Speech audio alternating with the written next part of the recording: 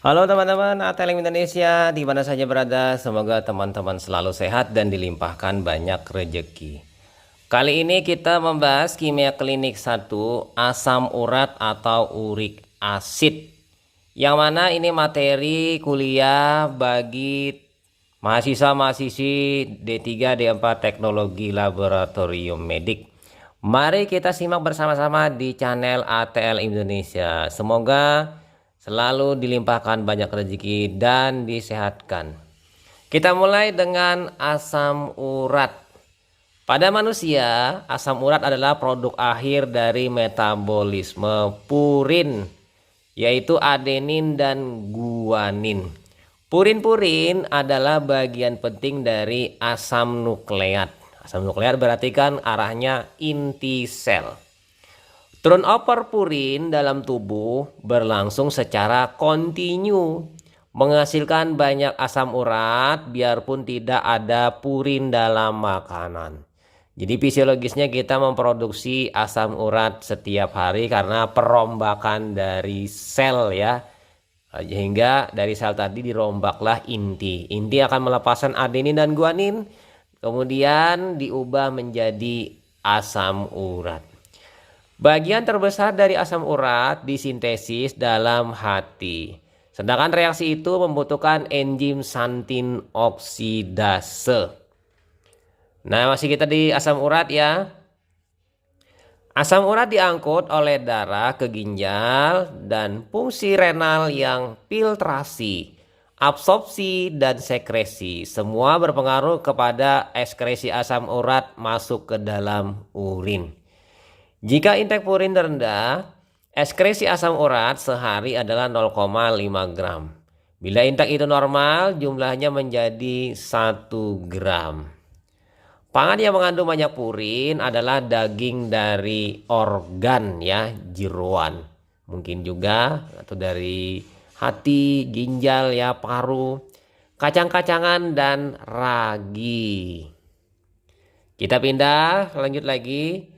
Ekskresi asam urat bukan saja ditentukan oleh aliran darah dalam glomeruli dan proses filtrasi, tetapi juga oleh fungsi sel epitelial ya dari sel tubulus ginjal.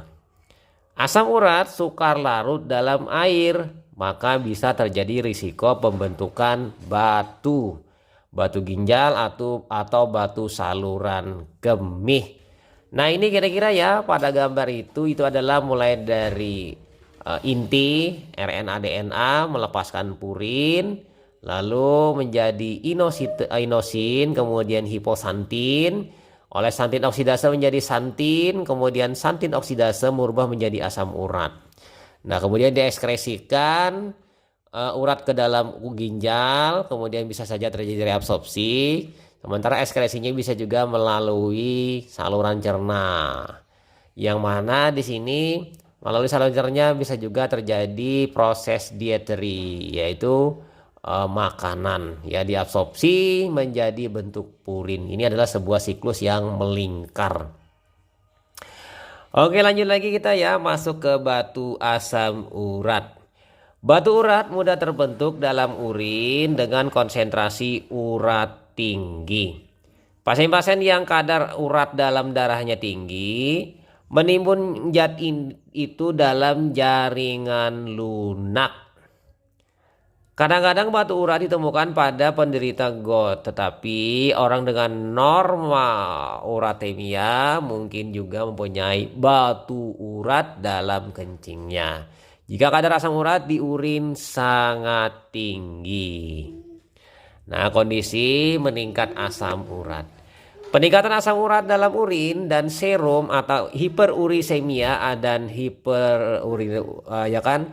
Ini adalah hiper berarti tinggi, asam urat, semia dalam darah. Jadi kadar asam urat dalam darah bergantung kepada fungsi ginjal, kecepatan metabolisme purin, dan asupan diet makanan yang mengandung purin. Jadi ada 3 yang menentukan. Asam urat dapat mengkristal dalam saluran kemih pada kondisi urin yang bersifat asam dan dapat berpotensi menimbulkan kencing batu. Jadi Orang dengan asam urat ini alangkah baiknya mungkin menaikkan pH-nya dengan mengkonsumsi soda mungkin ya. Fungsi ginjal yang efektif dan kondisi urin yang alkali diperlukan bila terjadi hiperurisemia. Jadi mungkin salah satunya dengan mengkonsumsi soda mungkin akan menyebabkan batu urat menjadi larut karena dalam kondisi alkali urinnya nanti yang diproduksi. Kita pindah ke hiperurikemia. Masalah yang banyak terjadi berkaitan dengan hiperurisemia atau hiperurikemia adalah gout. Kadar asam urat sering berubah dari hari ke hari sehingga pemeriksaan kadar asam urat perlu diulang kembali setelah beberapa hari atau beberapa minggu. Hal ini mungkin dikaitkan dengan yang tiga tadi ya. Fungsi ginjal dalam membuang asam urat. Yang kedua diet makanan. Yang ketiga sintetik oleh hepar. Kita masuk ke hiperurikemia. Pada gout, peningkatan produksi asam urat dipengaruhi oleh mekanisme idiopatik atau belum diketahui.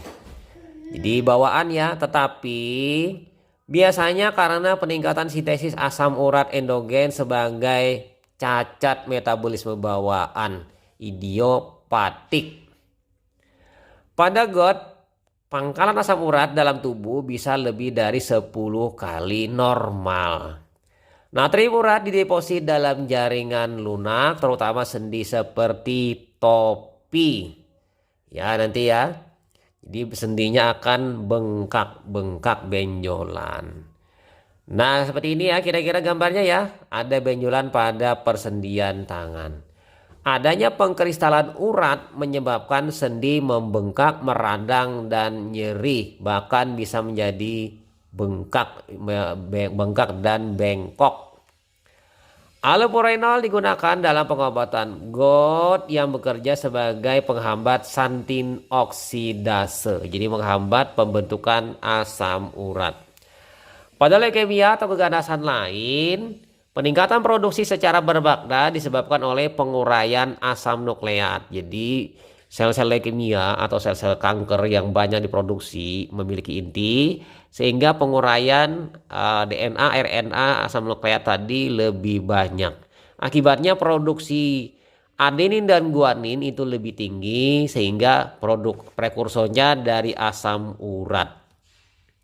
Apabila terjadi lisis sel tumor akibat nekrosis mati atau karena kemoterapi, pemberian terapi yang menyebabkan matinya sel-sel kanker ganas tadi.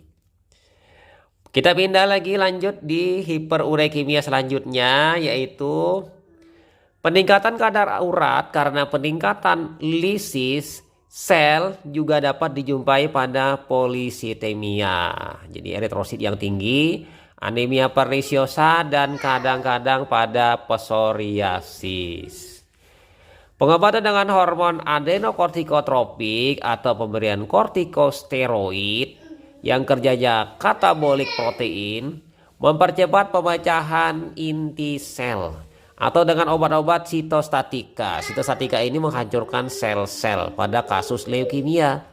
Menyebabkan peningkatan urat plasma. Jadi orang-orang dengan leukemia asam urat akan meningkat. Apalagi diberi pemberian sitostatika.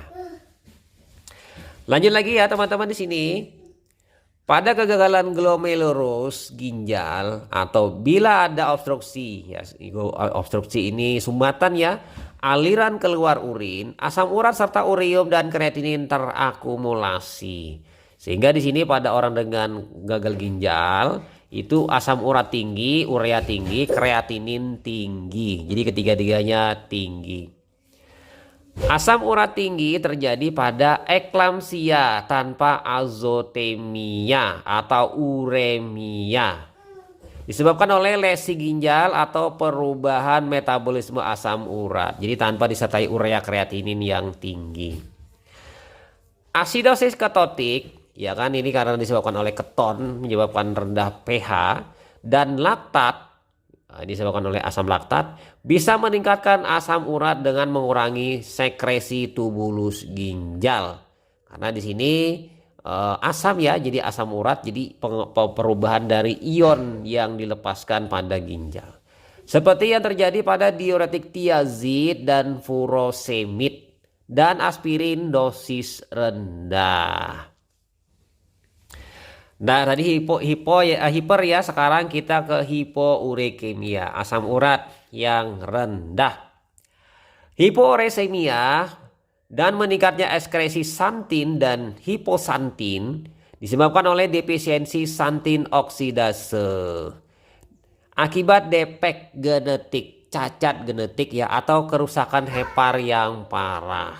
Jadi hepar terganggu fungsinya, maka tidak bisa mengubah ya kan senyawa dari purin menjadi asam urat.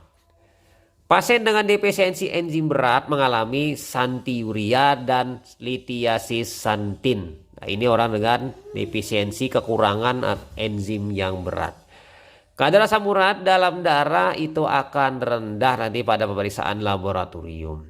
Bisa saja terjadi pada kadar rendah asam urat ini dapat dipengaruhi oleh penggunaan obat. Obat-obat yang mampu menghambat enzim santin oksidase. Kita pindah ke laboratorium dengan melihat prosedur umum untuk pemeriksaan asam urat. Jenis spesimen yang diperlukan adalah serum atau plasma heparin. Jadi kita di sini dua rekomendasi untuk pemeriksaan asam urat yang ideal. Diambil 3-5 ml darah vena, dimasukkan ke dalam tabung bertutup merah, ini yang flen, atau mungkin menggunakan tabung tutup kuning yang mempunyai clot aktivator zel, atau menggunakan tabung bertutup hijau berisi heparin. Kemudian disentrifus ya, untuk memisahkannya, cegah terjadinya hemolisis. Maka akan didapatkan nanti serum dan plasma atau plasma heparin ya, lalu dipisahkan segera agar tidak pengaruh oleh sel. Kadar asam urat diukur dengan metode kolorimetrik warna ya, warna merah PAP paraaminopenazon dengan panjang gelombang 546 nanometer pada potenometer ya, atau menggunakan kimia analyzer. Kita masih di prosedur umum ya. Sebelum pengambilan sampel darah, pasien diminta puasa 8-10 jam. Tidak ada pembatasan asupan makanan atau cairan.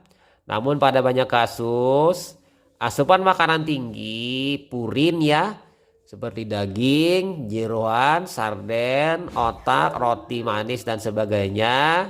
Ini pasien-pasiennya ya makan kebetulan ini, maka perlu ditunda minimal selama 24 jam sebelum uji dilakukan untuk menyingkirkan pengaruh dari makanan, sehingga yang memang kita ukur adalah memang produk dari tubuh.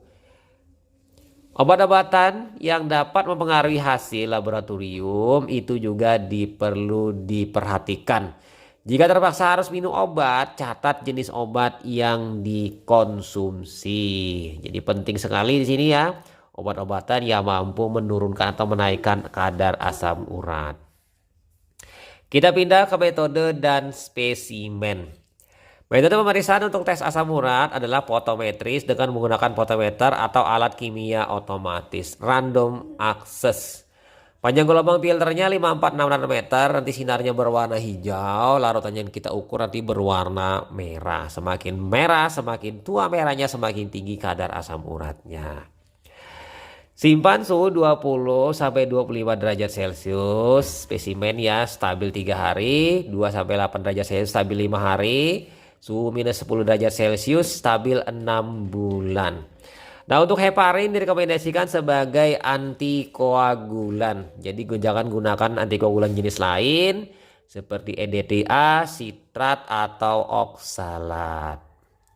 Kita pindah ke metode pemeriksaan asam urat. Berikut ini metode-metode pemeriksaan yang dapat dilakukan untuk menguji kadar asam urat dalam darah. Yang pertama, cara fosfoasam Wopramat, pembentukan warna biru. Biasanya regen ini dulu digunakan, tapi sekarang tidak praktis karena menggunakan sistem kimia. Jadi asam urat asam fosfopramat ini digunakan untuk analisa batu urat, nanti diarahkan ke situ. Yang kedua, cara Pauling dan Brown pembentukan warna biru. Yang ketiga, cara Kageyama pembentukan warna kuning hidrotoluidin. Nah, yang keempat inilah yang paling banyak digunakan ya. Sementara penggunaan yang nomor 1, 2, dan 3 sudah tidak digunakan lagi karena cara kimia dan tidak praktis. Nah, menggunakan cara enzimatik dengan PAP urikase ini akan lebih mudah, lebih praktis, pencemaran lingkungan oleh bahan kimia aman. Jadi di sini pembentukan berdasarkan warna merah quinonimin ya. Dan cara yang lain digunakan metode stick apabila tidak memiliki potenometer, cukup menggunakan alat kecil POCT ya, alatnya portable menggunakan stick yang sekali pakai buang.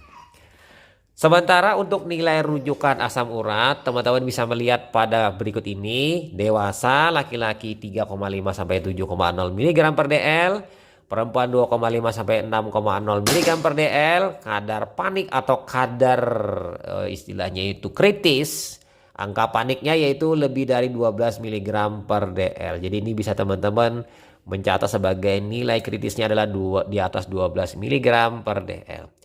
Sementara untuk anak-anak itu 2,5 sampai 5,5 mg per dl, lansia 3,5 sampai 8,5 mg per dl.